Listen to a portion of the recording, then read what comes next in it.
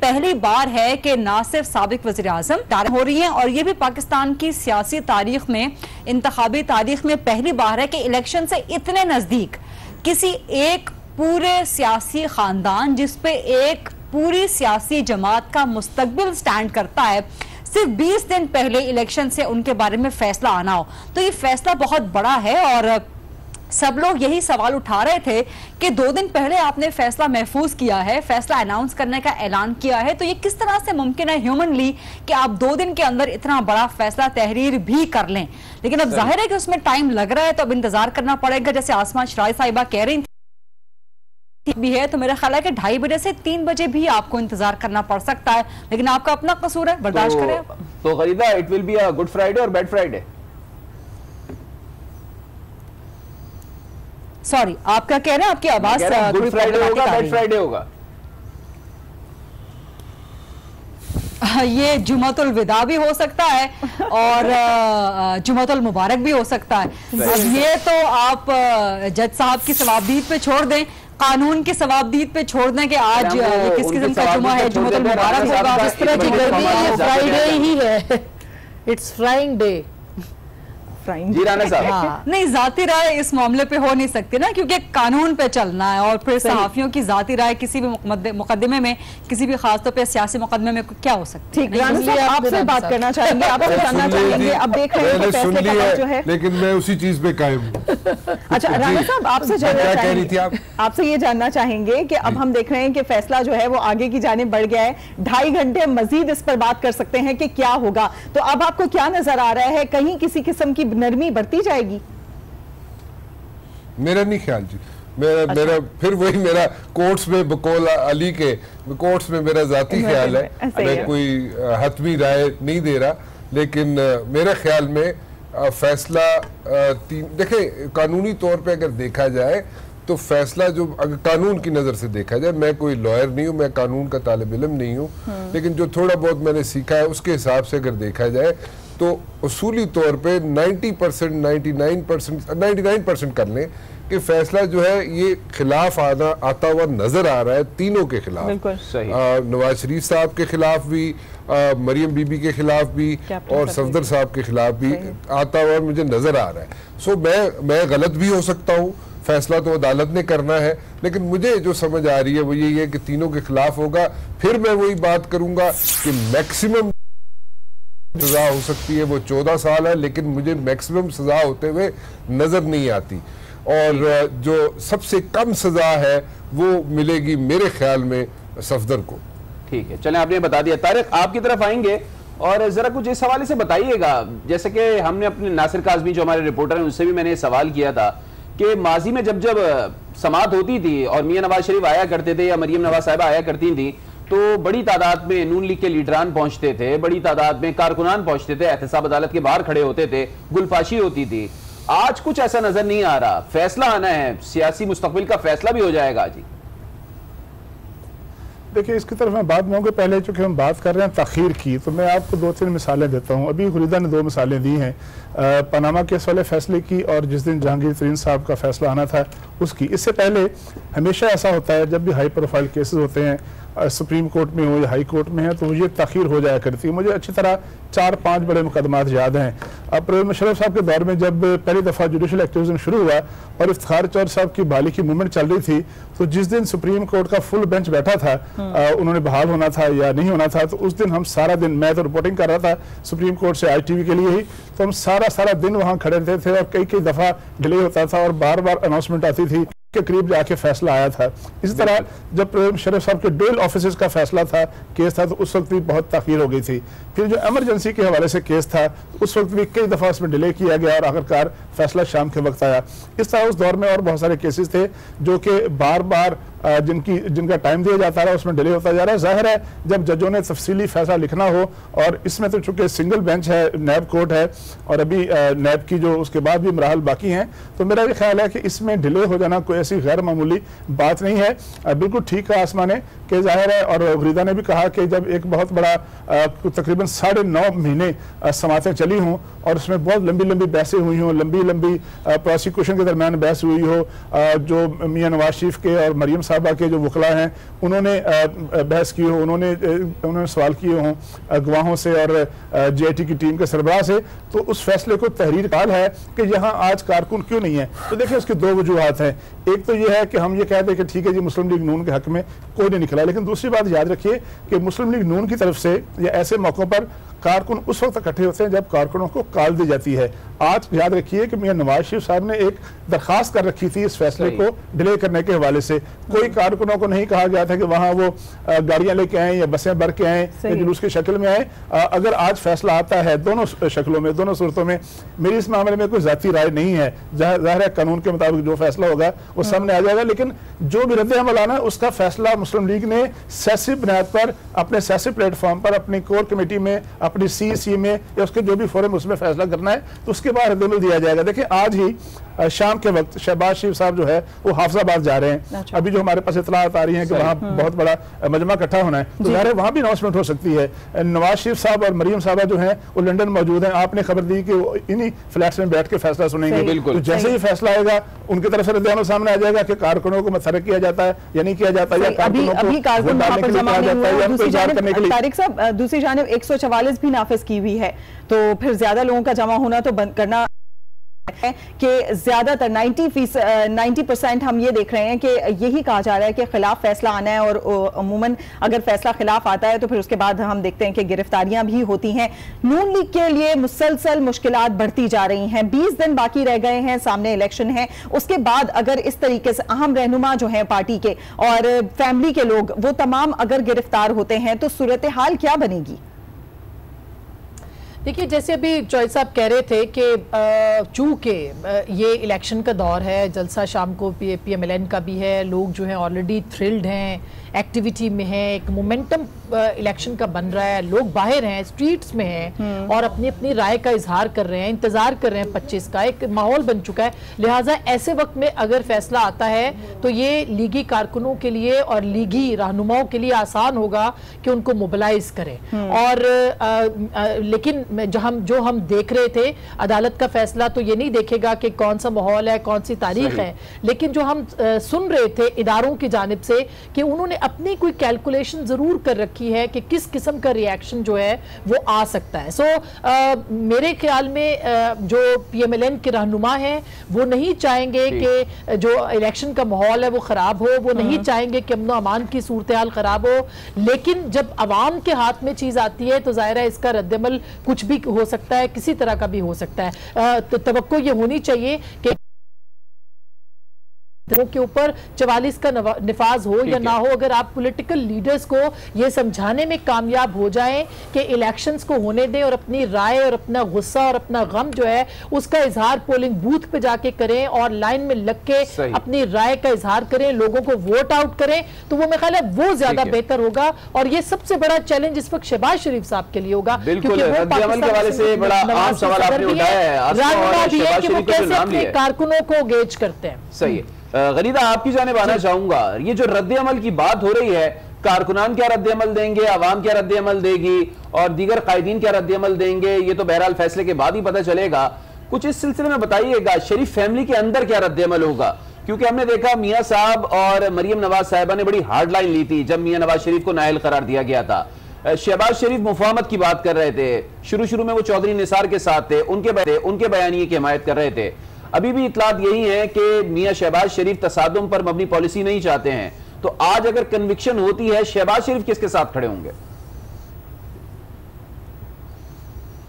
ये आपने बहुत इंटरेस्टिंग सवाल किया है। और कल अगर मैं आपको याद दिलवाऊं तो सलमान शरीफ जो साहब हैं, शहबाज शरीफ साहब के छोटे साहबजादे, और शहबाज शरीफ साहब के हवाले से कि घर की बुनियादें हिला के, घर की बुनियादों को हिला के आप इक़्तिदार की सीढ़ी नहीं चढ़ सकते। सही। ये शहबाज शरीफ साहब की बहू शहबाज शरीफ साहब के बारे में कर रही हैं। और ये कल जब इंतखाबी मंशूर दिया गया उसमें शहबाज शरीफ साहब ने जो बातें की उसके बाद उन्होंने ये रद्द-ए-अमल दिया। अब कल जब इंतखाबी मंशूर नून लीग अपना पेश कर रही थी तो चूंकि मैं भी वहां पर मौजूद थी, बाकी सहाफ़ी भी मौजूद थे, तो हमने नोटिस किया कि जब नवाज शरीफ साहब का पैगाम पढ़ के सुनाया जा रहा था जो कि मरियम औरंगजेब साहिबा पढ़ रही थी, तो शहबाज शरीफ साहब का चेहरा बिल्कुल सपाट था, कोई तासुर नहीं था और मोस्टली वो सर झुका के जैसे एक अनइंटरेस्टेड सा एलिमेंट होता है कि एक एग्री ना करने वाला एलिमेंट होता है, कुछ इस किस्म का तासुर उनके चेहरे से वाज़े था। और फिर जब क्योंकि जो नवाज शरीफ साहब ने बात की, जो उन्होंने अपने पैगाम में कल बात की, वो नून लीग के इंतखाबी मंशूर के दो हिस्से हैं। एक हिस्सा है कि जी वोट को इज्जत दो, दूसरा हिस्सा है कि जी खिदमत को वोट दो। तो नवाज शरीफ साहब जो है वोट को इज्जत दो, वो उन्होंने वो नैरेटिव, वो आइडियोलॉजी अपना रखी है। और शहबाज शरीफ साहब ने जो है उनका कोई लेना देना बज़ाहिर नजर नहीं आता, वोट को इज्जत दो उनका है सिर्फ कि जी खिदमत को वोट दो, कि जी हमने जो कारकर्दगी दिखाई है उसको आप वोट दें, इदारों के साथ हमारा कोई लेना देना नहीं है, अदलिया के साथ हमारी कोई लड़ाई नहीं है, फौज इज्जत दो वाले नैरेटिव का अपनी कल की इंतखाबी मंशूर की स्पीच में। और उसके बाद जब मैंने उनसे कैटेगोरिकली सवाल किया, मैंने कहा जी ये बताएं कि वोट को इज्जत दो और खिदमत को वोट दो, इन दोनों में कनेक्शन क्या है? उन्होंने इसका बड़ा प्यारा और बड़ा ज़ू-मायनी जवाब दिया। उन्होंने कहा कि जी वोट को इज्जत दो का मतलब है कि खिदमत को इज्जत दो, कि जो कारकर्दगी है आप उसको इज्जत दें, आपकी खिदमत होगी तो आप इज्जत करें उस सियासतदान की, उस सियासी जमात की। यानी कि शहबाज शरीफ साहब बिल्कुल सेपरेट हैं। वोट को इज्जत दो, अदलिया क्या फैसले लेके आती है, फौज के साथ ताल्लुकात कैसे हैं, एस्टैब्लिशमेंट के साथ ताल्लुकात कैसे हैं, लड़ाई लड़नी है, नजरिया लड़ना है, इससे अभी तक उनका बाकी नहीं रहा। उसके बाद कल जब इंतखाबी मंशूर आ गया था तो फिर नून लीग की एक हाई लेवल मीटिंग हुई थी शहबाज शरीफ साहब के अंडर, जिसमें शाहिद खाकान साहब भी मौजूद थे, बाकी लोग भी मौजूद थे। और एक चीज बड़ी इंटरेस्टिंग है कि कल इंतखाबी मंशूर में परवेज रशीद साहब मौजूद नहीं थे, ये बहुत नोट करने की बात है। और कल की फिर उसके बाद जो मीटिंग हुई है हाई लेवल, उसमें भी परवेज रशीद साहब मौजूद नहीं थे। तो आप अंदाजा लगा सकते हैं कि नून लीग का आज जो रद्द-ए-अमल आएगा, एब्सोल्युटली यही मैं आपसे कहना चाह रही हूँ। अक्लमंद को इशारा काफी होता है, आपने इशारा पकड़ लिया, उसकी वजाहत कर दी मजीद। तो नून लीग का जो आज रद्द-ए-अमल आएगा बड़ा वो कैलकुलेटेड होगा और बड़ा डिवाइडेड भी होगा। और रद्द-ए-अमल आप देख लें, इस वक्त नैब कोर्ट के बाहर कोई कारकुन मौजूद नहीं है, कोई लीडर तक मौजूद नहीं है। मेरा ख्याल है कि शायद जज साहब ने यह वक्त भी दे दिया हो कि 2:30 बजे तक कम से कम कोई बंदा तो इकट्ठा हो जाए वहां पे अपने लीडर को सुनने के लिए, कम से कम कोई तो आ जाए। शायद जज साहब इसलिए भी डिले कर रहे हैं। और मैं तो समझती हूँ कि फुटबॉल वर्ल्ड कप के बाद पूरी दुनिया में जो है सबसे ज्यादा टीवी पे आज का फैसला सुना जाएगा नून लीग के लोगों की तरफ से। घर बैठ के तमाम लीडर्स, तमाम कारकुन उनके घर बैठ के टीवी पे सुनेंगे। सबको शिद्दत से इंतजार है। अब नया जो टाइम दिया गया है यानी कि 2:30 बजे का जो टाइम दिया गया है उसमें 1 घंटा 40 मिनट बाकी हैं। हम भी इंतजार कर रहे हैं, आप भी इंतजार करें, पूरी कौम इंतजार कर रही है। मजीद भी आप लोगों से बात होगी, आप हमारे साथ ही मौजूद रहिए। एक अहम खबर आई है अपने नाज़रीन के साथ, पहले वो शेयर कर लेते हैं। अहम खबर शामिल कर रहे हैं। एहतसाब अदालत के फैसले में ताखीर के बायस इमरान खान ने भी प्रेस कॉन्फ्रेंस मुलतवी कर दी है। इस बारे में मजीद जानेंगे हमारे साथ मौजूद हमारे नुमाइंदे यासिर नजर से। जी यासिर नजर, बताइएगा। जी बिल्कुल, इमरान खान ने अभी जो प्रेस कॉन्फ्रेंस करना थी अब इसको मुलतवी कर दिया गया है, क्योंकि अब जो फैसला है इसमें ताखीर हुई है। ताखीर की वजह से जो आज मुशावरती इजलास था, उसके बाद जो प्रेस कॉन्फ्रेंस की जानी थी और आज का जो फैसला था, उसके बाद हतमी आगे का लाएअमल तय किया जाना था, वो बताया जाना था। तो उससे इमरान खान की तरफ से अब ये रद्द-ए-अमल आया है कि उन्होंने ये प्रेस कॉन्फ्रेंस मुलतवी कर दी है। कुछ देर के बाद वो दीद जलसे के लिए रवाना होंगे। वहां पर जो भी फैसला आएगा अदालत का, उससे अपना तफसीली रद्द-ए-अमल देंगे। अब का जो रद्द-ए-अमल है वो दी के जलसे में होगा। इसके लिए तमाम जो अहम रहनुमा है बनी गाला यहाँ पहुंच चुके थे, जिसमें शिबली फराज, बाबर अवान, समेत फैसल और जो दीगर अहम रहनुमा है वो यहाँ मौजूद हैं। अब इमरान खान भी यहाँ मौजूद हैं और कुछ देर के बाद यहाँ से वो डील के लिए उड़ान भरेंगे और वहां पर जलसा से खिताब करेंगे। एहतसाब अदालत के फैसले के हवाले से बनीगाला में अहम मुशावरती इजलास कुछ देर बाद होना था और उसके बाद प्रेस कॉन्फ्रेंस भी होनी थी, जो कि मुलतवी कर दी गई है। यासिर नजर अपडेट कर रहे थे, बहुत शुक्रिया आपका। एक दफा फिर जाएंगे अपने माहिरीन की जानिब। राना मुबशर, तारिक चौधरी, फरहान बुखारी, आसमा शराजी, इसके अलावा गरीदा फारूकी भी हमारे साथ मौजूद हैं। आसमा शराजी, आपसे जानना चाहेंगे, सूरत हाल हम देख रहे हैं काफी ज्यादा गंभीर होती जा रही है और जिस तरीके से हमने बात की कि नून लीग के लिए खास तौर पर काफी खबरें चल रही हैं कि इस पूरी सूरत हाल में पीटीआई किस हद तक आगे जाएगी, कितनी ज्यादा कॉन्फ्लिक्ट नजर आएगी 25 जुलाई को? देखिए सादिया, हमारी जो इत्तलात हैं वो, और मैं अपने प्रोग्राम्स में ये गाहे गाहे कहती भी रही हूँ कि जो ये मंशूर की बात है, इससे ही कल जो डिफरेंसेस थे वो जाहिर हो रहे थे।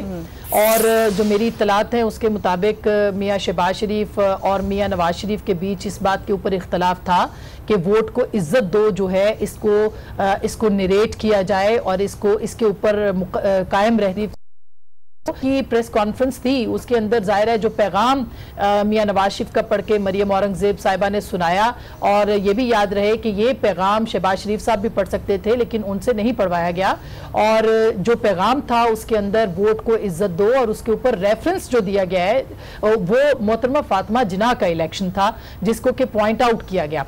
और उस इलेक्शन के हवाले से ये कहा गया कि उस वक्त चूंकि धांधली हुई थी और जो वोट को इज्जत नहीं दी गई थी, लिहाजा वो हक जो कि सदारत का था मोहतरमा फातिमा जिन्ना साहिबा का, उसको छीन लिया गया था, जिसकी बुनियाद के ऊपर पाकिस्तान आइंदा आने वाले दिनों में तकसीम हुआ।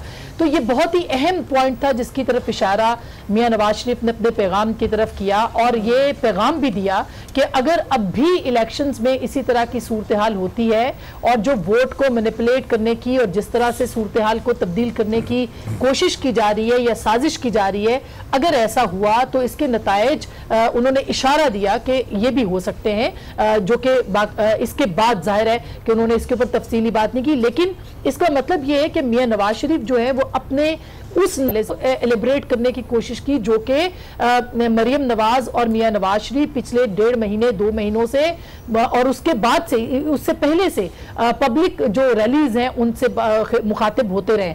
सो ये बात तो उनके बीच में इख्तलाफात तो ये नजर आ ही गए हैं और अब ये सामने भी आ चुके हैं। वो अपने नैरेटिव के ऊपर वोट ले सकते हैं, ये एक बहुत ही अहम बात है। मंशूर ये शहबाज शरीफ का है और जो मकबूल जो है या जो वोट है वो नवाज शरीफ का है, और अब आगे जाके देखना है कि इक़्तिदार किसको मिलता है। सो ये एक अहम सवाल होगा अवाम के लिए भी और अवाम के सामने भी रखा जाएगा कि किस तरह से शहबाज शरीफ अपने लोगों को मोटिवेट कर सकते हैं अपने नैरेटिव के ऊपर, जो कि लगता ऐसे नहीं है कि बहुत ज्यादा पॉपुलर है। और जाहिर है कि जो कि इस वक्त की जो सिचुएशन बनी हुई है उसमें ग्रुप बंदी भी नजर आ रही है PMLN के अंदर, और सर्वाइवल की जंग भी है जो कि लड़ी जाने की कोशिश की जा रही है। PMLN मुंतखब हुकूमत नहीं आती तो जिस तरह के क्राइसिस में पाकिस्तान है उस क्राइसिस से कोई और नहीं निकाल सकता।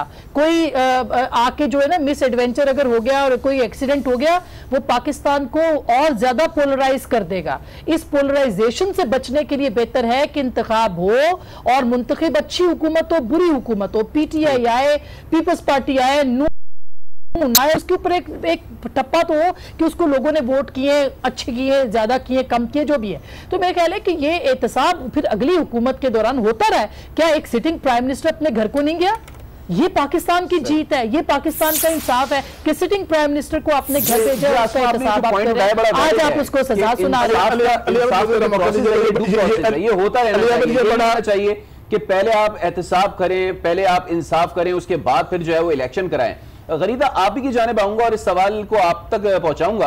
आप बताइएगा, ये जो बातें कही जाती हैं कि पहले एहतसाब करें फिर इंतखाब करें, यानी कि पहले एक अक्रॉस द बोर्ड बहुत सख्त जो है वो एहतसाब किया जाए। तारिक साहब बड़ी देर से खामोश हैं। को आवाज नहीं जा रही। मैं इस बात को कंटिन्यू करना चाह रहा था, बात करेंगे जी। ये बड़ा इंपॉर्टेंट नुकता है, ये जो एहतसाब वाला बात है। मैं 4th क्लास का स्टूडेंट था 1977 में। तो हमने सुना कि मुल्क में मार्शल आ गया और वली खां साहब ने, बहुत बड़े डेमोक्रेट थे मरहूम, उन्होंने मुतालबा किया कि पहले एहतसाब होना चाहिए फिर इंतखाब होना चाहिए। वैसा ही हुआ, लेकिन 10 साल पाकिस्तान में मार्शल लगा रहा। उसके बाद 1985, 1988, 1993, 90 और 1996 4 असम्बलियाँ टूटी पाकिस्तान में एहतसाब के नाम पर, और हर दफ़ा जब एहतसाब के बाद इंतखाब हुआ तो वही लोग इंतखाब में दोबारा जीत के आए। 96 में एहतसाब कमीशन इंतखाब करना है, 2002 में इंतखाब हुआ, उन्हीं जमातों के साथ मिलकर हुकूमत बनाना पड़ी परवेज मुशर्रफ साहब को। उसी नैब के जरिए जिन लोगों के खिलाफ नैब में मुकदमे थे, नाम नहीं लेते, उन सबको वजीर बनाया गया। तो मेरा यह ख्याल है कि इस दफ़ा इस मौके पर भी अगर किसी वजह से हम इंतखाब की और इंतखाब मुलतवी करने की बात करेंगे तो मेरा ख्याल है कि हम इंतखाब का रास्ता शायद बहुत अरसे के लिए खो देंगे। दूसरी बात यह है कि अगर मुल्क में कोई इलेक्टेड गवर्नमेंट ना हुई, कोई लेजिटिमेट गवर्नमेंट ना हुई तो इंसाफ कौन करेगा? क्या इंसाफ जो है गलियों बाजारों में लोग करेंगे? सीडीए करेगा, जीडीए करेगा, कोई अदारा करेगा? जाहिर है इंसाफ जो है पार्लियामेंट के अंदर बने हुए कवानीन के तहत होता है। महकमा ज़राअत करेगा, महकमा ज़राअत करेगा। ये एहतसाब एक लेजिटिमेट फोरम का नाम है, एक लेजिटिमेट प्रोसेस का नाम है। एहतसाब जो है किसी की ख्वाहिश का नाम नहीं है, किसी एक गरीदा आपसे भी सवाल करेंगे। इस वक्त शहरी रहमान साहिबा पाकिस्तान पीपल्स पार्टी की सीनियर रहनुमा हमारे साथ मौजूद हैं, उनका भी ओपिनियन ले लेते हैं। बहुत बहुत शुक्रिया शहरी साहिबा, आपने आज न्यूज़ को ज्वाइन किया। आप क्या कहेंगी, फैसला आने में फकत अब 1.5 घंटे से भी कम का वक्त रह गया है, पीपल्स पार्टी क्या समझती है, कैसा फैसला आने का इम्कान है? जी, सबसे पहले तो फैसले की नौयत पर मैं तज्जिया नहीं करना चाहती, वो मुझसे बेहतर आप लोग तजुर्बेकार तज्जियाकार हो, मुझसे बेहतर जानते हो, बेहतर भी लगता है कि आप करें। कहूँगी आपकी तवज्जुह से कि देखिए इतना अहम फैसला है और इसमें तो कोई दो राय नहीं है कि ये इसकी हसासियत की नौयत और इसकी अहमियत क्या है। और इसमें ये तो बेहतर होता है, सियासी लोग हैं, जमहूरियत का अलम उठाते हैं, बड़ी इसमें कहा जाता है कि ये एक हम वोट को इज्जत देना। देखिए पाकिस्तान के तनाजुर में जब इस तरह के फैसले आए हैं तो बेहतर होता है कि ये खुद वहाँ मौजूद हों, फैसला सुनने के लिए मौजूदगी का एक बहुत अहम पैगाम आता है कि जी हम पीछे हटे नहीं हैं और हम अपना जो भी फैसले हैं अदालत के उन फैसलों को सुनने का हौसला रखते हैं। तरीक़ेकार इख्तियार किया है, यही अमल इख्तियार किया है और जमहूरियत और पाकिस्तान की तारीख के तनाजुर में ये जाहिर है कि इन्होंने केसेस को, सबको मालूम है कि काफी इन्होंने वर्डिक्स को मुतनाज़ा किया है और केस को एक सियासी अमल में बेरी किया, रद्द अमल में बिल्कुल दफन करने की कोशिश की है, जो इसके लीगल पॉइंट्स हैं। दूसरी बात में शरी साहिबा गरीदा फारूक की बात कर रही हूं, उम्मीद है कि आपको मेरी आवाज आ रही होगी। ये असासों की जो ट्रेल है जो ये नहीं प्रूव कर सके तह दर तह, ये उनके सवालात हैं कि कोई एक जवाब देते जो जिससे शायद ये अदालत को बजाय नाराज होने करने के, यानी कि आप ये कहेंगे शरी रहमान साहिबा नाराज नहीं होना चाहिए फैसले पर या फिर अब तक जो कुछ हुआ है अदालत को जवाब देना चाहिए। क्या हमारी आवाज जा रही है? मैं एक सवाल करना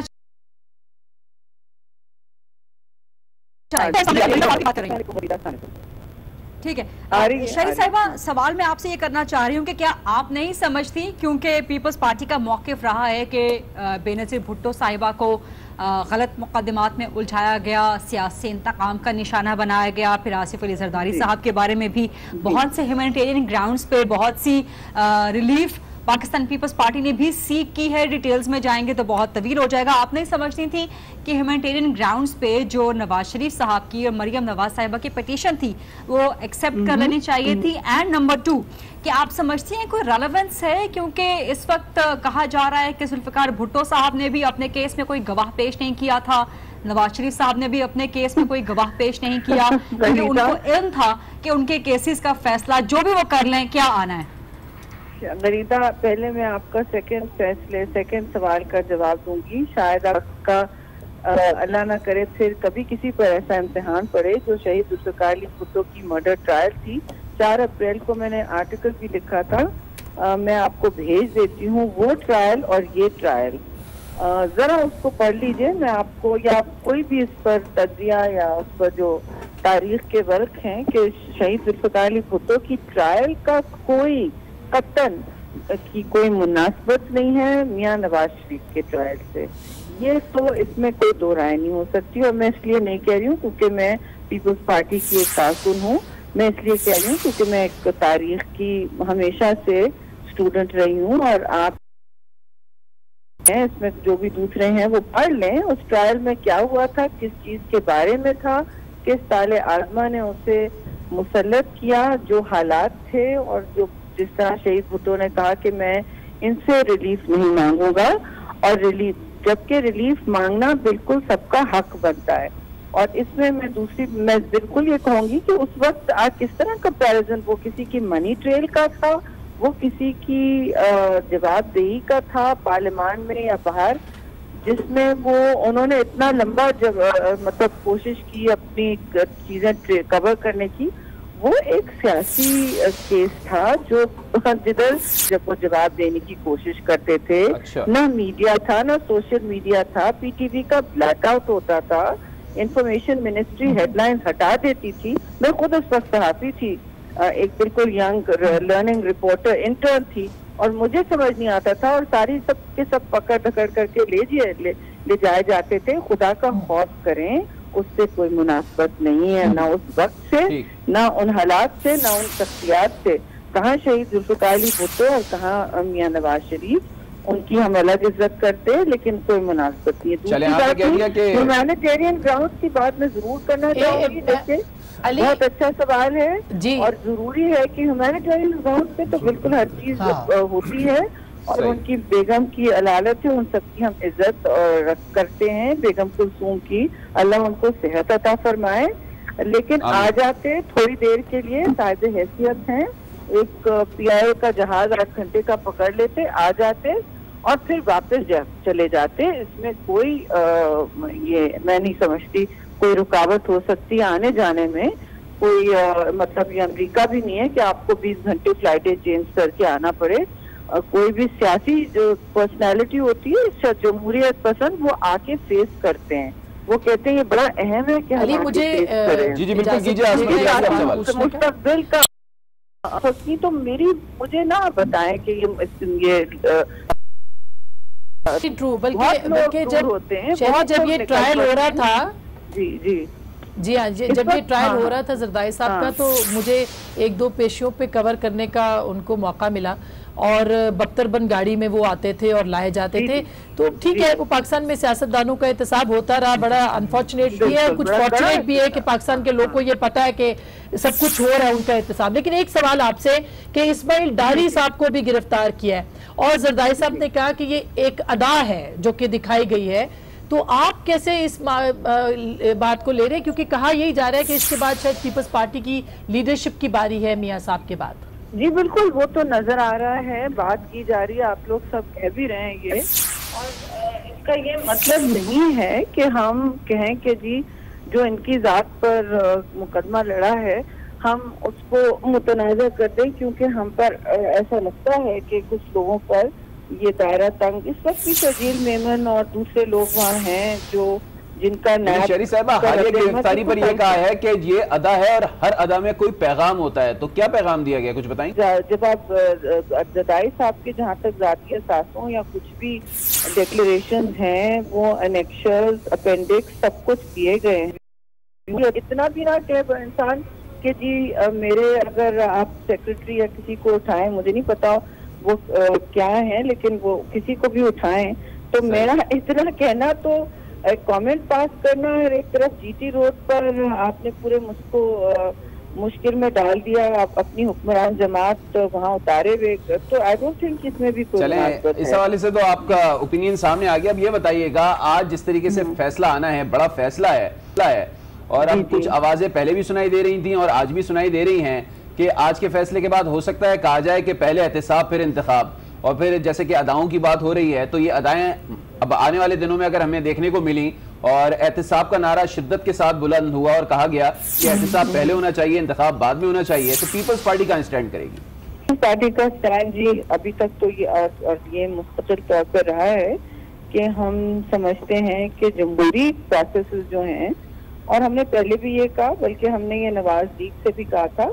कि आप जो अदालती और एहतसाबी अमल है रादर उससे भागे ना, उससे पहले पार्लियामान में भी देख लें कि हम किस तरह देख सकते हैं, किस तरह यकीनी बना सकते हैं। लोगों को हौसला हो कि लोग मतलब सियासतदान जवाबदेही से भाग नहीं रहे, ये तो इसमें कोई, देखिए ये बदल नहीं सकती, और ये जरूरी है। आपको इलेक्शन चाहिए फ्री एंड फेयर, हमें टाइम पर चाहिए, तो फिर हम और पार्लियामान में फिर वही उस वोट का तकद्दुस हम तस्लीम कराना चाहते हैं, तो पार्लियामान को फिर आप फाल बनाएं और वहाँ जवाबदेही का अमल पहले तो पार्लियामेंट को फाल बनाएं। शरी रहमान साहब आप ये कह रही हैं, राना साहब आप मुसलसल पानी पी पी के अपने आप को ठंडा कर रहे हैं, शायद कुछ कहना चाहते हैं। देखिए जी, शेरी रहमान बीबी बिल्कुल सही कह रही हैं। पीपल्स पार्टी ने एक ऑफर दी थी कि मियां साहब ये जो सारा सिलसिला आपके सर पे आके पड़ गया है, इसको पहले पार्लियामेंट में इसको एड्रेस कर लेते हैं। मियां साहब ने बात नहीं मानी पीपल्स पार्टी की। मियां साहब का एक इशू है, मियां साहब का इशू ये है कि मियां साहब को इतना एज दिया पीपल्स पार्टी ने, जरदारी साहब ने जब डाइन आउट हो रहे थे आसिफ जरदारी साहब, उसका रीजन ये था कि जमहूरियत जो है वो ट्रैक पे रहे, लेकिन उस जमहूरियत को ट्रैक पे रखते रखते आसिफ जरदारी साहब जो कमिटमेंट करके गए प्रेसिडेंसी से बाहर गए, उसमें वो खुद भी डैमेज हुए, पीपल्स पार्टी भी डैमेज हुई, लेकिन मियां साहब को समझ नहीं आई क्योंकि मियां साहब ने ट्रस्ट नहीं किया। और सो मच सो कि जितना टफ टाइम दिया गया, जब मियां साहब अपने दौरे हुकूमत में जितना टफ टाइम पीपल्स पार्टी को दिया गया, वो उसकी एक लंबी फहरिस्त है। लेकिन शरी साहब एक बात तो सामने आई थी ना कि वो बड़ा जुम्मन तौड़ी वाली थी, अगली बार साड़ी वाली रिपोर्टिंग का नहीं, मैं दीवार पे जो मक्खी है उसकी रिपोर्टिंग का मैं तस्लीम करती हूँ। मैं 20 साल जर्नलिज्म में रही हूँ, मैं ये नहीं कहती कि ये कहा गया और उसके फिर शवाहिद हूँ। और बेशक क्यों नहीं, 4 साल से, बल्कि 2000 आपको याद है ये धरने की सियासत में भी हम पीपल्स पार्टी को, जैसे इलेक्शन हमने आरओ वाला इलेक्शन कह के तस्लीम किया, वो किसी डील के तहत नहीं था, वो किसी की जात की डील का नहीं था, पूरी पार्टी इसको साथ लेके चलना होता है। यहाँ फर्द वाहिद की बात नहीं होती है हमारे यहाँ। इनके यहाँ कल्चर दूसरा है और एक दस्तनाक की तबक्को आ गई है इनके कल्चर में कि, और ये समझते कि जी कि हमें बचत कर ली जाएगी, हमारी कोशिश रहेगी जमहूरी सिस्टम की बचत की, तो इसलिए हम चाहेंगे कि पहले इलेक्शन जरूर होते जाए। एहतसाब जो है एक मुस्तकिल अमल होता है और वो अक्रॉस द बोर्ड और सबका होना चाहिए, यानी सियासतदान का भी हो और सबका और का हो। अच्छा शरी साहब, ये जो हम इंतखाब और एहतसाब की बात कर रहे हैं, तो एक छोटा सा सवाल ये सवाल है, ये जो आप सवाल अभी शरी रहमान साहबा से कर रही हैं इंतखाब और एहतसाब वाला, ये आप जरूर कीजिएगा। एक आम खबर आ रही है क्योंकि मरियम नवाज साहिबा ने ट्वीट किया है, तो उस सिलसिले में जरा अपने नाज़रीन नहीं, जेल जिलावतनी भुगत चुके हैं, लेकिन खुशी की बात ये इज्जत की खातिर डट कर खड़ा है और कोई भी कुर्बानी देने को तैयार है। उन्होंने कहा कि फैसला तो 25 जुलाई को होना है, इंशाल्लाह फतह आपकी मुंतजिर है। तो बड़ी खबर आपको दे रहे हैं, अहम खबर आपको दे रहे हैं, 1 घंटा रह गया है फैसला आने में और ट्वीट आ चुकी है मरियम नवाज साहिबा की, जिसमें वो कह रही हैं, मुस्लिम लीग नून के कारकुनों को मुखातिब करते हुए कह रही हैं कि शेरों याद रखना, फैसला जो भी आए घबराना नहीं, नवाज शरीफ के लिए यह सब कुछ नया नहीं है, वो पहले भी नाअहली, उम्र कैद, जेल, जिलावतनी भुगत चुके हैं। खुशी की बात यह है कि कोई लीडर है जो आपकी खातिर, वतन अजीज की खातिर, आपके वोट पर खड़ा है और कोई भी कुर्बानी देने को तैयार है। उन्होंने मजीद कहा है इस ट्वीट में कि फैसला तो 25 जुलाई को होना है और इंशाअल्लाह फतह आपकी मुंतजिर है। और इसी ट्वीट पर अब मजीद बात कर लेते हैं। गनीदा, शरी रहमान साहबा हमारे साथ नहीं है, अब जरा पहले आप इस ट्वीट पर कमेंट कीजिएगा।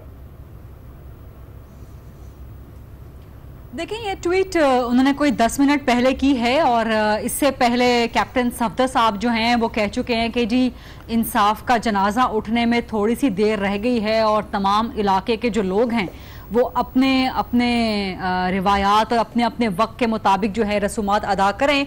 तो मेरा ख्याल है कि नून लीग ने भांप लिया है कि फैसला क्या आने वाला है, और ये सिर्फ नून लीग ने नहीं, ये मुल्क के तमाम हलकों ने भांप लिया है। इमरान खान साहब तो चूंकि अपोजिशन में हैं, शदीद हरीफ हैं नून लीग के नवाज शरीफ साहब के, तो वो एक्सपेक्ट कर रहे हैं कि नवाज शरीफ समेत उनके पूरे ख़ानदान को जो है वो जेल होगी।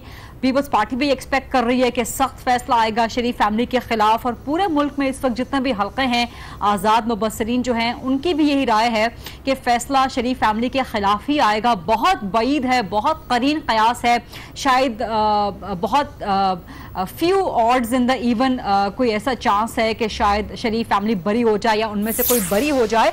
लेकिन ये एक चीज़ बहुत तशवीशनाक है कि आखिर हमारे मुल्क में, हमारे अदालती सिस्टम में फैसले इतने प्रेडिक्टेबल क्यों हो गए हैं। पनामा का फैसला आना था, सबको मालूम था क्या आएगा।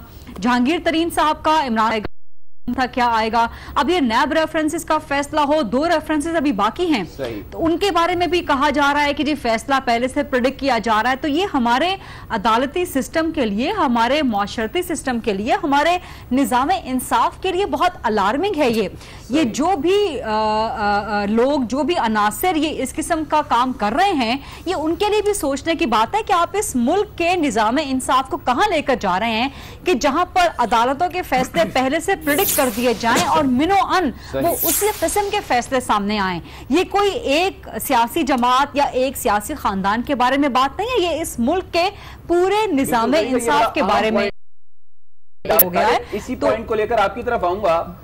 ये जो गरीदा कह रही हैं अलार्मिंग सिचुएशन हो गई है, ये पाकिस्तान के अदालती निज़ाम के हवाले से वो कह रही हैं कि हमारे जो फैसले आ रहे हैं पिछले 1-1.5 साल से वो प्रेडिक्टेबल होते हैं और 100% वही निकलता है जो हम प्रेडिक्ट करते हैं, बैठ के मीडिया में लोग करते हैं, तज्जियाकार करते हैं या सियासी जमातें प्रेडिक्ट करती हैं, वही फैसले सामने आते हैं। ऐसा क्या है, क्या वजह, जो सोशल मीडिया पे होता है, जो सोशल मीडिया पे प्रेडिक्ट होता है। जी गरीदा क्या कह रही है? बिल्कुल, आप देखिए, मैं जी तारिक आप अपनी बात कंटिन्यू कीजिए। जी मैं कर रहा था कि 2 इश्यूज पर बात करना चाहूँगा। एक तो आपने जो सवाल किया कि सोशल मीडिया पे क्यों आता है और फैसले प्रेडिक्टेबल क्यों हैं। दूसरा जो मरियम साहबा ने अभी थोड़ी देर पहले उन्होंने ट्वीट किया, उस पर बात करूँगा मैं। देखिए, बात यह है कि अब अगरचे बहुत मॉडर्न ज़माना है, कम्युनिकेशन की जो बड़ी फरावानी है और सोशल मीडिया पे सब कुछ है, लेकिन मैं अर्ज़ करूँ कि ये मामला अब ट्वीट का, SMS का और टेक्स्ट का नहीं है। दुनिया में कोई तहरीक जो है, कोई एहतजाजी तहरीक, कोई मज़ामत की तहरीक जो है, वो लीडरलेस नहीं चली। ऐसा नहीं हो सकता कि मियां नवाज शरीफ साहब जो है लंदन में हो, मरियम साहबा लंदन में हो और वो ट्वीट के लिए लोगों को गरमा सके, लोगों को एक्टिव कर सके। अगर उन्होंने तहरीक चलानी है, अगर उन्होंने मज़ामत करनी है, अगर उन्होंने कोई बयानिया लेकर चलना है, तो उनको हर तरह की जो चीज़ें हैं फरामोश। हमारे एक फॉर्मर प्रेसिडेंट थे, उनके 10 लाख फॉलोअर थे फेसबुक पे, लेकिन जिस दिन वो कराची तशरीफ लाए थे तो उस दिन 300 वहाँ कारकुन थे और 150 वहाँ पर कैमरामैन थे, तो उनको कोई पजराई नहीं मिल सकी थी। अगर उन्होंने आना है, ट्वीट बहुत अच्छी बात है, हौसला अफजाई की बात है, लेकिन उनको वापस आना पड़ेगा और आके लीड करना पड़ेगा और कुर्बानी देनी पड़ेगी। दूसरी बात जो ये फैसलों के प्रेडिक्टेबल होने की बात है, ये तो बड़ी अफसोसनाक बात है। देखिए, ये मामला सिर्फ सोशल मीडिया का नहीं है। ऐसा नहीं है कि सोशल मीडिया पे मेरे जैसा आम आदमी कोई कह दे कि फलां फैसला आएगा, तो जब वो फैसला आए तो उस तरह का फैसला हो तो उससे कोई फर्क नहीं पड़ेगा। हमारे बहुत से सियासी लीडर हैं, सियासी जमातों के सरबराह हैं, वो आते हैं 1 दिन पहले, 2 दिन पहले, 3 दिन पहले, हफ्ता पहले, वाकई इतने दिनों बाद उसके खिलाफ फैसला आने वाला है, इतने दिनों बाद उसको जो सजा सुनाई जाएगी वो ये होगी। एक और हमारे पिंडी के लीडर हैं बहुत बड़े, वो हर फैसले का पहले से ऐलान करते हैं और पता चलता है कि फैसला उसी तरह का है। वैसे तो उनकी कोई पेशीनगोई आज तक जो टीवी चैनलों में आके वो देते हैं कामयाब नहीं हुई, लेकिन अजीब बात यह है, हैरानकुन बात यह है कि जब वो किसी फैसले के बारे में तजवीज़ फरमाते हैं उनकी कि वो 31 दिसंबर को उन्होंने पेशेंगोई की थी कि अगले दिन जो है वो नया साल शुरू होगा, वो सही साबित हुई। वही अर्ज कर रहा हूँ कि उनकी जो सियासी पेशेनगोइयाँ हैं वो तो नाकाम रहती हैं, कामयाब नहीं रहती, लेकिन जब वो किसी फैसले के बारे में बात करते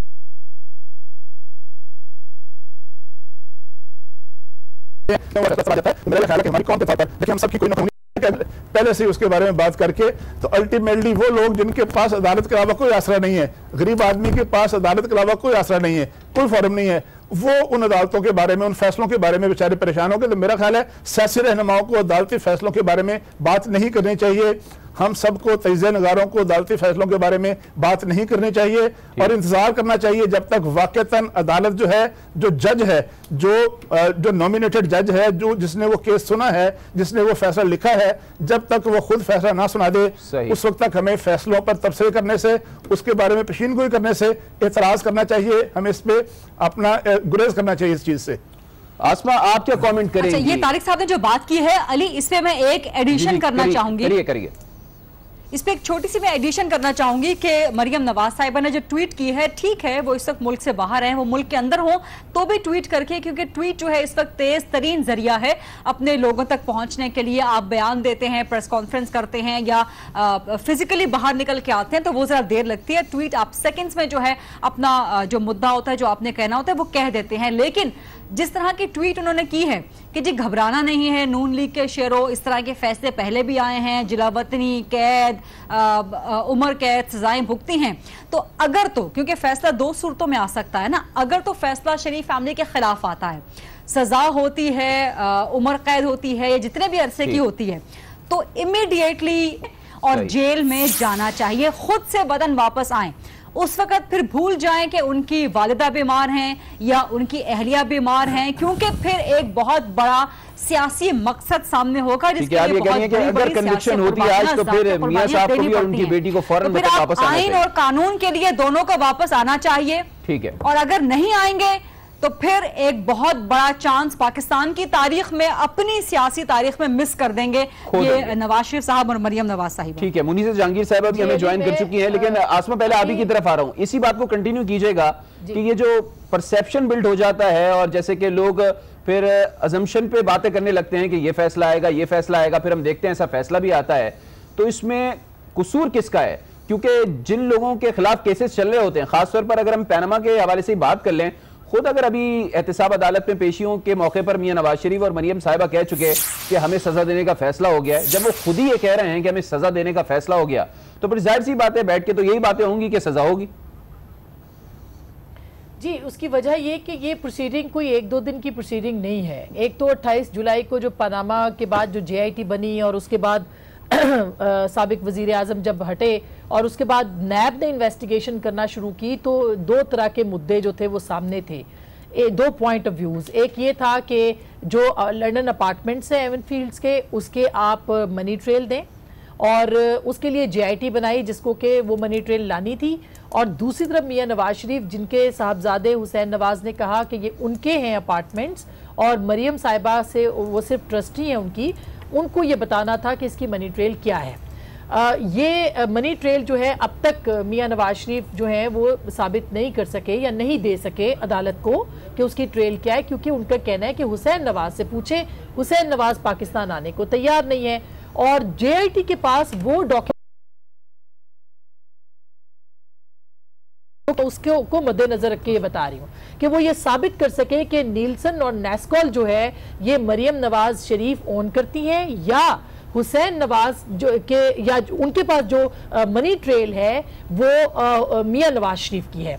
सो ये 2 मुख्तलिफ किस्म के पॉइंट ऑफ व्यूज हैं या जो दलाइल हैं, इसके ऊपर चलते रहे हैं। अब अदालत ने दोनों को सुन लिया है। एक कहते हैं हुसैन नवाज से पूछे, हुसैन नवाज के पास मनी ट्रेल है, दूसरे कह रहे हैं कि जो हमारे पास है वो नाकाफी सबूत है या उनके पास अभी तक सामने चीजें नहीं आई। तो अब अदालत ने फैसला करना है कि वो किसको ठीक समझते हैं, वो नैब को ठीक समझते हैं या वो नवाज शरीफ साहब का जो मौक़िफ़ है उसको दुरुस्त समझते हैं। ये जवाब दिए।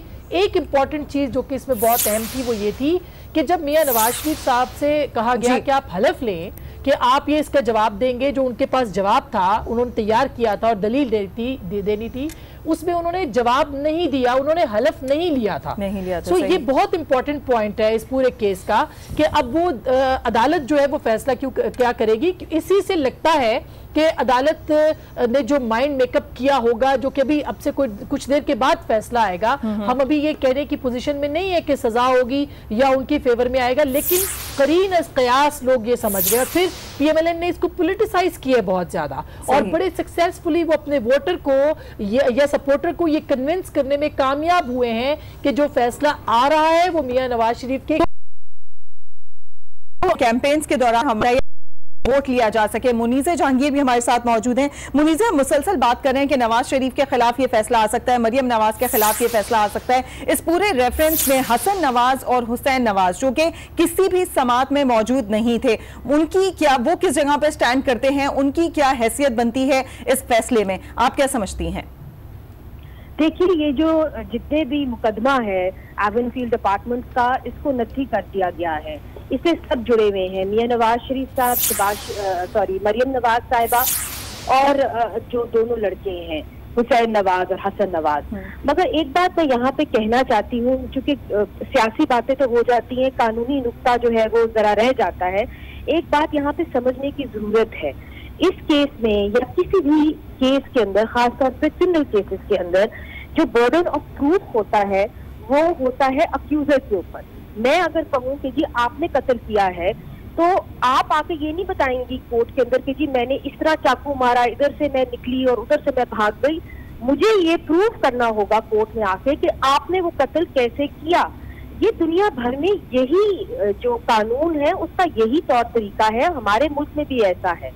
इसलिए ये कह देना कि वो अपना प्रूव नहीं कर पाए, मुद्दा उनके ऊपर था ही नहीं। बर्डन ऑफ प्रूफ हमेशा एविडेंस जो हम कुछ एविडेंस होती है जिसको एडमिसिबल एविडेंस कहा जाता है in a court of law, कुछ एविडेंस होती है जो आप एडमिशन नहीं कर सकते as admissible evidence. For example, मैं अपनी फोन की स्क्रीनशॉट लेके कोर्ट के अंदर नहीं पेश कर सकती कि ये जी एक एडमिसिबल एविडेंस है, मुझे तस्दीक शुदा डॉक्यूमेंट्स देने हैं, वैसे डॉक्यूमेंट्स में नहीं दे सकती। तो हमने इसके अंदर इस केस के अंदर ये देखा है कि इसके अंदर जो एविडेंस भी सबमिट की गई है वो मेयार के ऊपर पूरी नहीं उतरी। अब जहां तक सवाल है कि मियां नवाज शरीफ साहब के सपोर्टर ये कह रहे हैं कि जी हमें मालूम है कि उनको कन्विक्शन हो जाएगी, तो अगर आप नून बात करें तो वो यकीन के साथ कहते हैं कि जी हम यकीन कर सकते हैं कि नवाज शरीफ साहब को कन्विक्शन हो जाएगी। एक तो उनका सियासी एक्सप्लेनेशन है। दूसरी उनकी अगर आप वकला से बात करें जो मैं अभी करके आई हूँ, वो ये कहते हैं कि बहुत कम केसेस के अंदर ऐसा हुआ है कि एक इस नौयत का केस सो मोटो के तौर पे सुप्रीम कोर्ट ने पहले सुना, जिसके नतीजे में उन्होंने एक JIT तश्कील दी।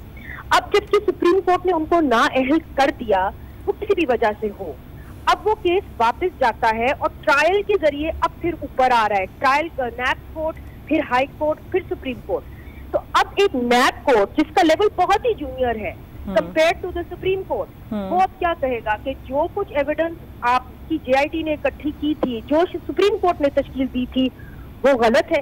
ये एक बड़ी लॉजिक की बात है कि मैं अपने बॉस को तो गलत नहीं कहूंगी, मेरे लिए बड़ा मुश्किल होगा ये करना, खासतौर in my line of duty. तो इसके जो कानूनी पहलू हैं इस केस के, इसको समझना इसलिए जरूरी है क्योंकि अगर ये दुरुस्त ना होए या गलत हो गए तो फिर बाकी जितने भी रेले की तरह और होगा, आप देख लीजिएगा पाकिस्तान की हिस्ट्री में ऐसा ही हुआ है। बाद में जब इस तरह ये बाकी लोग इसकी जद में आएंगे तो फिर वो यही आर्ग्यूमेंट देंगे। आपको याद होगा कि नवाज शरीफ साहब जब मेमो केस में गए थे तो उन्होंने कुछ ऐसे ही आर्ग्यूमेंट दिए थे जो आज वो खुद पेश कर रहे थे कई केसेस के अंदर। तो इसलिए पाकिस्तान के अंदर जो आपकी हिस्ट्री है, आपको अगर आप सही स्टैंड के ऊपर खड़े होंगे, आप कानून के ऊपर खड़े होंगे, तो फिर आपका ये नुकसान नहीं होगा। मगर पाकिस्तान के अंदर हमने अनफॉर्चुनेटली ये नहीं देखा। एक बहुत ही कॉम्प्लिकेटेड और बहुत ही अफसोसनाक नाता रहा है पॉलिटिशियंस का, कोर्ट का और एस्टैब्लिशमेंट। ठीक, अच्छा, हमारे साथ राना मुबश्शिर भी मौजूद है। राना साहब, आपकी तरफ आऊंगी। आपने जिक्र इलेक्शन आगे बढ़ सकते थे, उसमें कोई किसी किस्म का नुकसान नहीं होना था, और आपने ये भी कहा कि सिर्फ एक पार्टी को ही यहां पर तहकीकात का निशाना बनाया जा रहा है, जो बाकी पार्टीज हैं उनके भी नाम हैं, उनके केसेस भी चल रहे हैं, लेकिन वो तवालत का शिकार हैं। हम सूरत हाल जो देख रहे हैं उसमें आपने बिल्कुल सही पॉइंट उठाया था कि अवाम के सामने अब एक पार्टी बुरी बन रही है और बाकी पार्टीज जो हैं उनके रहनुमा जो हैं वो काफी ज्यादा साफ सुथरे नजर आ रहे हैं, यानी कि जो वोटर्स हैं, जो अवाम है, वो कंफ्यूज हो रही है। अगर तमाम लोगों का या जितने भी पार्टी या सियासतदान थे इसमें पानामा में जिनका नाम था या जिनके भी करप्शन के खिलाफ केसेस चल रहे थे, इन तमाम लोगों के खिलाफ मुकम्मल ट्रायल होता जिस तरीके से नवाज शरीफ के खिलाफ हो रहा है, तो मेरे ख्याल से वोटर्स और अवाम को ये कंफ्यूजन ना रहती कि कौन सही और कौन गलत। जी, मैं इसी चीज का जिक्र किया था मैंने, लेकिन मेरे कुलीग जो है उन्होंने इससे थोड़ा सा इख्तलाफ किया था कि जो इतनी भी अकाउंटेबिलिटी के नाम पे हमेशा यहाँ पे बातें की गई और इलेक्शंस कराए गए और उसके बाद रिजल्ट वही निकला, बैक टू स्क्वायर वन वाला। मेरा सिर्फ ये है, मेरा जो कंसर्न है वो ये है कि मेरा ज़ाती ख्याल ये है कि जिसने भी यहाँ पे एहतसाब कराने की कोशिश की, मैं पास्ट की बात कर रहा हूँ, उसने कभी एहतसाब कराया ही नहीं, सीरियसली कभी एहतसाब होने ही नहीं दिया उसने। अक्रॉस द बोर्ड एहतसाब का मेरा मतलब ये है कि आप सबका एहतसाब करें, जैसे सबका करें। मैं ये नहीं कह रहा कि आप सिर्फ पॉलिटिशियंस का करें, सबका करें, अक्रॉस द बोर्ड करें। उससे इलेक्शन का इसलिए कह रहा हूं कि अगर आप सीरियसली अगर आप कराएंगे एहतसाब, और अक्रॉस द बोर्ड से मुराद ये कि आप किसी को मत स्पेयर करें, किसी को स्पेयर करने की जरूरत नहीं है। ये नहीं कि आप सिर्फ पॉलिटिशियंस का एहतसाब करें, सबका एहतसाब करें, अक्रॉस द बोर्ड करें, सीरियसली करें और सिंसियरली करें, और उसके बाद इलेक्शंस करवा ले। मेरा ये था सवाल। लेकिन उसमें ये होता ये है कि पास्ट में हमने ये देखा है, बात सही है कि जनाब पास्ट में भी ऐसे ही हुआ है कि जनाब एहतसाब का नाम लिया जाए, फिर बैक टू स्क्वायर वन वाली सिचुएशन वो मत करे। एक सीरियसली सिंसियरली अगर आपने करना है। अब एक सवाल ये भी उठा था कि कौन करेगा एहतसाब? एहतसाब करवाए जुडिशरी से जी, जुडिशरी बैठी हुई है, जुडिशरी से एहतसाब करवाए, जुडिशरी एहतसाब करे। अभी देखे लोगों को लोग क्वेश्चन मार्क्स उठा सकते हैं, कंसर्न्स उठा सकते हैं कि जनाब अभी जिस तरीके से जुडिशरी काम कर रही है उसमें एतराज़ ज़रूर कर सकते हैं, बट अगर आप ओवरऑल देखें तो इस वक्त जो जुडिशरी जिस तरीके से काम कर रही है वो सिर्फ उसकी वजूहात है। एक वजह उसमें यह है कि आपके इंस्टीट्यूशन जो है नहीं कर रहे, सो जुडिशरी को स्टेप इन करना पड़ता है। सो जुडिशरी इस वक्त बैठी हुई है, जुडिशरी इस वक्त एहतसाब करवा ले, उससे जिसका भी करवाना और बड़ा जबरदस्त किस्म का हो, यानी पहले झाड़ू पोछा हो जाए उसके बाद फिर इंतखाब हो। आसमा आपकी तरफ आऊंगा। राना साहब जिस तरह कह रहे हैं कि पहले झाड़ू पोछा मुकम्मल तौर पे लगा लिया जाए, उसके बाद जो है वो फिर इंतखाब किया जाए। अब आज जो मरियम साहिबा ने ट्वीट किया, अब से थोड़ी देर पहले जो 15-20 मिनट हुए हैं, ट्वीट सामने आया है, उसमें वो कह रही हैं असल फैसला तो 25 जुलाई को होना है, इंतखाब जो है वो होना चाहिए। और जैसे कि आप कह रही हैं कि एहतसाब एक ड्यू प्रोसेस है, वो होते रहना चाहिए, ये नहीं कि पहले आप एहतसाब करें बाद में इंतखाब करें। जी मेरा ख्याल है कि इंतखाब ही जो है वो होना चाहिए और एहतसाब चल रहा है, चलता रहेगा, इसको कंटिन्यू रहना चाहिए, अक्रॉस द बोर्ड होने चाहिए, सिलेक्टिव जस्टिस नहीं होना चाहिए, आवाम के साथ भी इंसाफ होना चाहिए, आवाम को भी अदालतों से इंसाफ मिलना चाहिए, ये नहीं कि सालों उनके केसेस चलते रहे, वो इंसाफ भी मिलना चाहिए। तो ये देखिए, ये जो माशरा है ये इलेक्शन दर इलेक्शन ही इस हमारे जमहूरी माशरे का जो बका है उसका बायस बन सकता है। पाकिस्तान के अंदर 70 साल के अंदर जमहूरी हुकूमतें महज 30 साल के लिए आई हैं, उससे भी बल्कि कम आई हैं, और वो भी 2-2 साल, 2.5 साल, 16 महीने, 11 महीने, 12 महीने, 18 महीने और इक़्तिदार में सारी मुसीबतें और परेशानियां जो है पाकिस्तान के ऊपर आई। ऐसा है नहीं, 40 साल आप इग्नोर करते हैं जो डिक्टेटर्स ने इस मुल्क के अंदर गुजारे। 40 साल, 10 साल अयूब खान का मार्शल लॉ, 10 साल याह्या खान का मार्शल लॉ, जिसके बाद पाकिस्तान दो लख्त हो गया। उसके बाद आप देखिए जनरल ज़ियाउल हक का मार्शल लॉ, फिर जनरल मुशर्रफ का मार्शल लॉ। इन 40 मार्शल सालों के अंदर पाकिस्तान के अंदर क्या क्या नहीं हुआ, लेकिन कौन सा एहतसाब हुआ है, कौन सा एहतसाब इन 40 सालों के अंदर डिक्टेटर्स का किया गया है? तो ये एक सवाल है। लेकिन पब्लिक, अब पाकिस्तान की आवाम कोई बेवकूफ़ नहीं है, उनको पता है कि पाकिस्तान के अंदर क्या क्या होता रहा है और क्या हो रहा है और क्या हो सकता है आगे। हम मानते हैं सियासतदानों ने करप्शन की होगी, जरूर की है, आप उनका एहतसाब कर रहे हैं। पीपल्स पार्टी को लोगों ने वोट आउट किया है, 5 साल के बाद लोगों ने उनको मुंतखब नहीं किया, एक नेशनल पार्टी, एक सूबे की जमात बन के रह गई है। ये एहतसाब पाकिस्तान की आवाम ने किया और उसके बाद उनका अदालतों से भी एहतसाब हुआ। यही PMLN के साथ भी लोग कर सकते हैं। तो आप इस प्रोसेस को तो चलने दें। ये तो नहीं हो सकता कि आपकी ख्वाहिश के मुताबिक, चूंकि आप साफ सुथरे हैं, लिहाजा सिर्फ सियासतदानों का एहतसाब किया जाए, इलेक्शन जो है वो खत्म करा दिए जाए, ऊपर से चीजों को नाजिल किया जाए और उसके बाद कहा जाए जी वाह वाह बल्ले बल्ले अब पाकिस्तान के अंदर जो है चीजें ठीक है। ऐसे नहीं होना चाहिए, चीजों को चलने देना चाहिए, प्रोसेस को चलने देना चाहिए, जमहूरियत को चलने देना चाहिए। ठीक है गरीदा, आपकी तरफ आऊंगा। जमहूरियत में बका है, जमहूरियत में पाकिस्तान। इजाजत दें, इसको कंटिन्यू करूँ। छोटी सी बात आपको, शख्स इस मुल्क में ऐसा नहीं है जो साहब का हामी, सब कहते हैं साहब हो और सबका हो, हर एक शख्स का हो, मेरा आपका सबका हो। लेकिन ये जो इलेक्शन होता है ना, ये खुद बहुत बड़ी छलनी होता है। आप देखिए कि गुज़श्ता 2013 के इंतखाबात में 27,000 लोगों ने कागजात नामजदगी जमा कराए। इस दफ़ा चूँकि इंतखाबी कवानीन सख्त हो गए, एक बयान हल्फी का मामला आ गया, जो छलनी थी वो बरीक हो गई।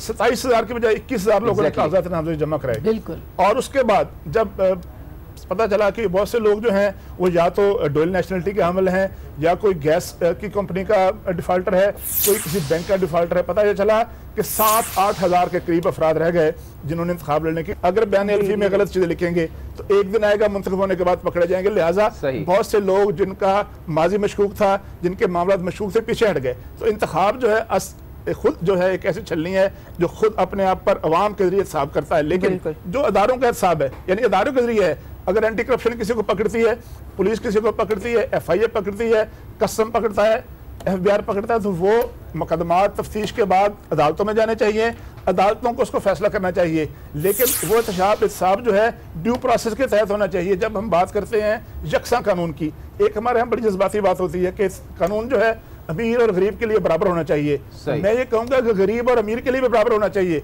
ये ना हो कि किसी शख्स को महज इसलिए एहतसाब का निशाना बनाया जाए कि वो चूंकि अमीर है, वो चूंकि ताकतवर है, और आपने दिखाना है कुछ लोगों को, इबरत बनानी है, मिसाल बनाना है। हर शख्स के लिए, किसी एक शख्स के लिए उनका प्रोसीजर एक जैसा होना चाहिए सबके लिए। एक चीज मैं ऐड करना चाहूंगा जी, एक चीज मैं अली ऐड करना चाहूंगा। देखें, जहां पे करप्शन जो है, फाइनेंशियल करप्शन जो है, जिस भी स्टेट में कॉरिडोर्स ऑफ पावर में पहुंच जाए, पावर सिर्फ पॉलिटिशियंस के नहीं, हर पावर की बात कर रहा हूं मैं, करप्शन में पहुंच जाए, वहां पे नेशनल सिक्योरिटी जो है वो कॉम्प्रोमाइज हो जाती है।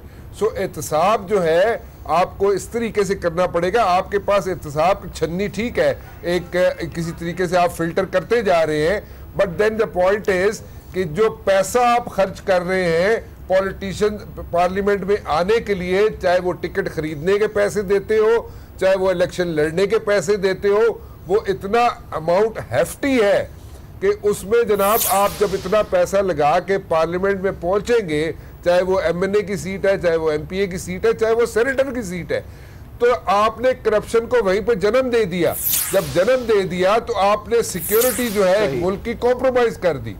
सो वो कॉम्प्रोमाइज अगर हो जाएगी सिक्योरिटी, तो उसमें आपको कोई रिजल्ट नहीं मिलेगा, कोई रिजल्ट नहीं निकलेगा।